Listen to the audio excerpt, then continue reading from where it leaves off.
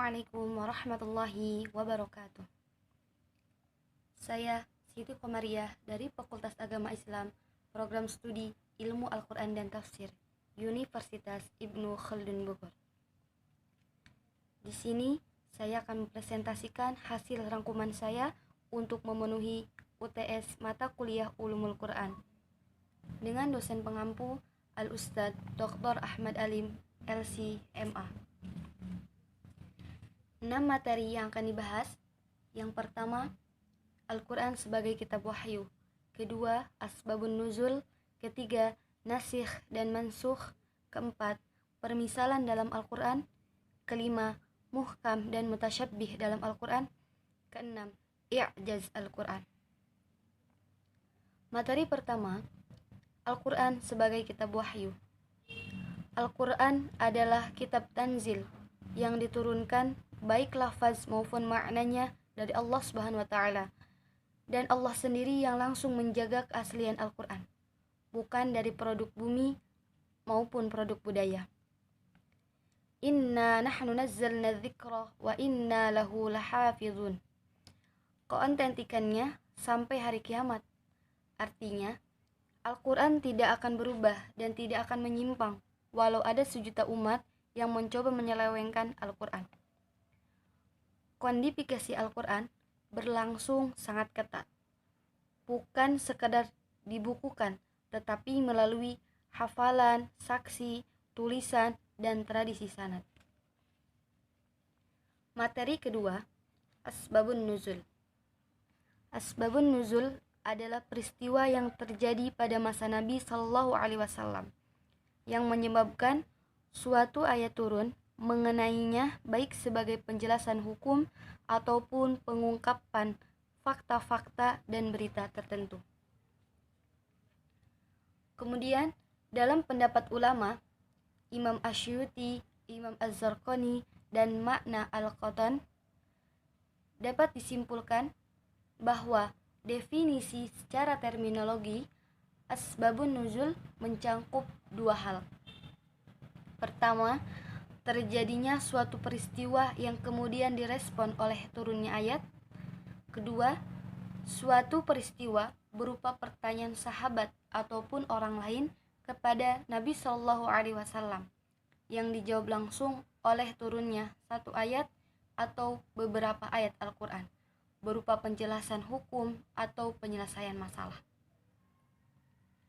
Contoh asbabun nuzul dalam surah An-Nas dan Al-Falaq.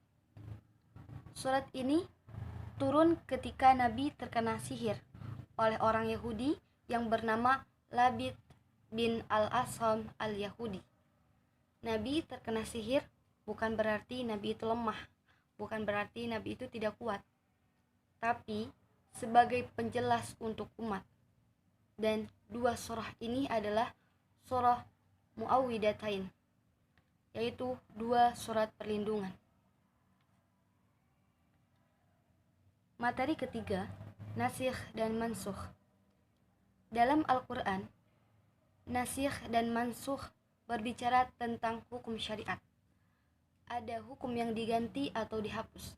Kemudian Allah Subhanahu wa taala berikan hukum yang terbaik. Karena kata Imam Malik, la yazuzu al-fatwa, gak boleh orang mengeluarkan fatwa illa liman alima ikhtalafan nasu fih, kecuali kalau dia mengetahui ilmu. Contoh nasikh dan mansukh yaitu pada ziarah kubur, sebagaimana sabda Nabi Shallallahu Alaihi Wasallam, kuntu nahitukum an ziyaratil qabri fazuruha. Dulu aku pernah melarang kalian ziarah kubur, itu tidak boleh. Sekarang silahkan ziarah kubur.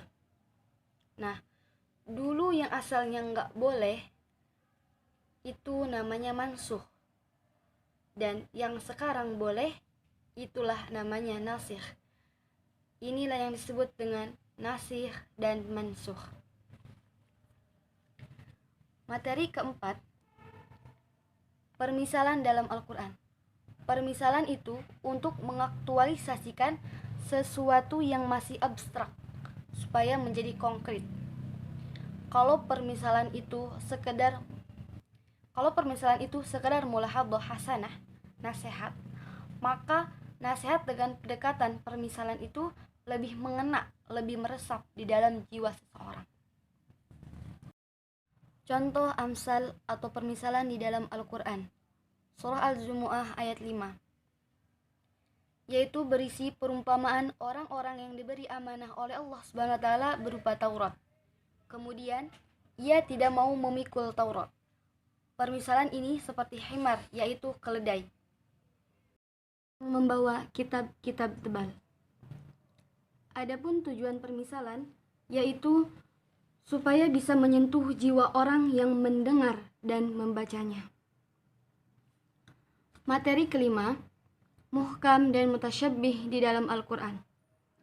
Muhkam yaitu ayat Al-Quran yang jelas, kokoh, mudah dipahami tanpa takwil. Sedangkan mutasyabbih yaitu ada keserupaan di dalam memahaminya. Sebagai ujian biar manusia bisa berpikir dan mengungkap kebenaran.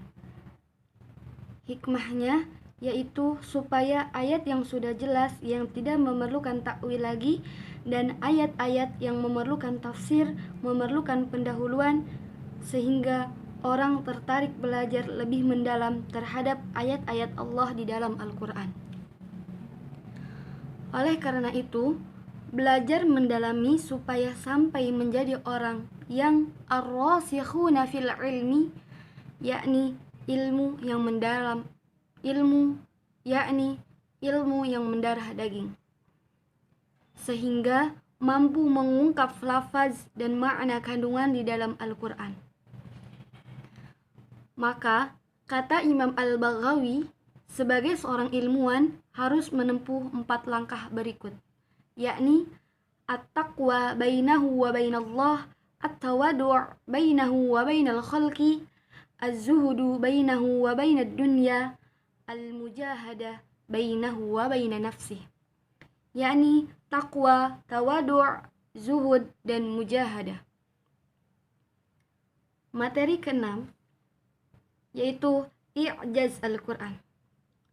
I'jaz Al-Quran berupa mukjizat dari Allah Subhanahu wa taala yang bisa menguji dan membuktikan dari segala aspek kewahyuan Al-Quran. Al-Quran berupa mukjizat dari Allah Subhanahu wa taala, yaitu Al-Quran kandungannya tidak hanya berupa mukjizat hissi yang sifatnya materi, indrawi, tapi mukjizat Al-Quran itu mukjizat yang sifatnya akli, maknawi. Jadi, mukjizat yang ditelaah secara logis sepanjang masa, sepanjang sejarah. Jadi, mukjizat yang bisa ditelaah secara logis sepanjang masa, sepanjang sejarah. Pun aspek kemukjizatan yaitu berupa aspek bahasa, aspek ilmiah, dan aspek tasyri'. Wallahu a'lam bishawab.